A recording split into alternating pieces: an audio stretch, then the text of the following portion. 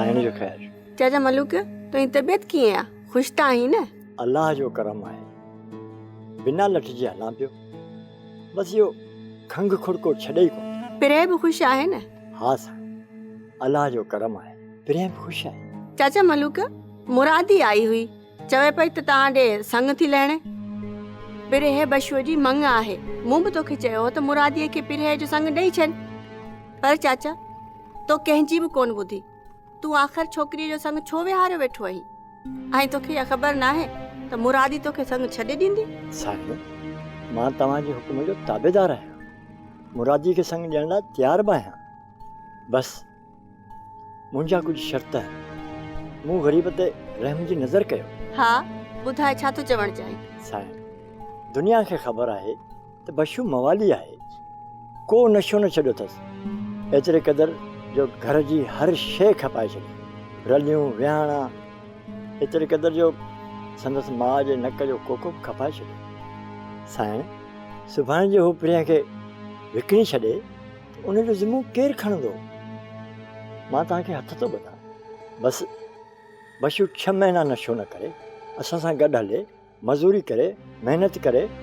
साईं, मुंहिंजो तव्हां सां वाइदो आहे, 7 महीने बशू खे संग मां ॾींदुसि। चाचा तूं पंहिंजी जॻह ते सही आहीं, पर निहाणी विहारण सुठी ॻाल्हि त न आहे। कंहिंखे त ॾींदे न नेठि। हा, ॾींदुसि। साईं, सुल्तान जो वेठो आहे। केरु? सुल्तान? हा, हू मुंहिंजो भाइटियो आहे, यतीम आहे। मूं हुनखे पालियो आहे, पढ़ियल लिखियल आहे, सुलझियल आहे। ख़ैर, तूं बि वञी सोच, मां बि सोचां थी। मुरादीअ सां पोइ ॻाल्हाईंदासीं।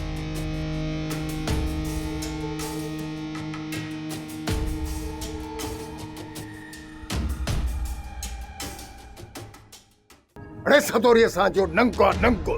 असीं नंगनि ऐं तंगनि ते सिर्फ़ु ॾींदा पिया आहियूं ऐं वठंदा पिया आहियूं। ऐं तूं थो चए त सदोरीअ खे विसारे छॾ। एतिरो मां बेग़रत कोन आहियां। बाबा, सदोरी असांजो न, पर सालिया ऐं परुअ जो नंगा। अड़े पर मंगत वारस जी आहे न बाबा, उहो असांजी कुझु बि न थिए। अड़े तुंहिंजे चवण ते रिश्ता ख़तम कोन थींदा। पूरे राज खे ख़बर आहे त असीं छोरीअ जे मथां पोती विझण पे वियासीं त आ खणी कई छोरीअ। बाबा, अञा त असां वारस जे नाव जी पोती बि कोन पाराई सदोरीअ खे, न अॻ में भॼी वई। बाबा, सदोरी असांजी न हुई, न आहे, न रहंदी। या सदोरी हुई जेका साले जे मुंहं में धूड़ विझी वई। हाणे जेकॾहिं सदोरी मिली बि वई न, त असां सदोरी खे क़बूल कोन कंदासीं।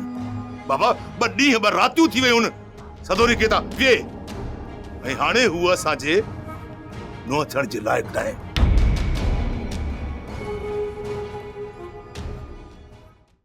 सोप सीरियल सिंध जाई तमाम एपिसोड्स ॾिसो हाणे HD क्वालिटीअ में। विज़िट करियो असांजो YouTube channel Sindh TV HD drama.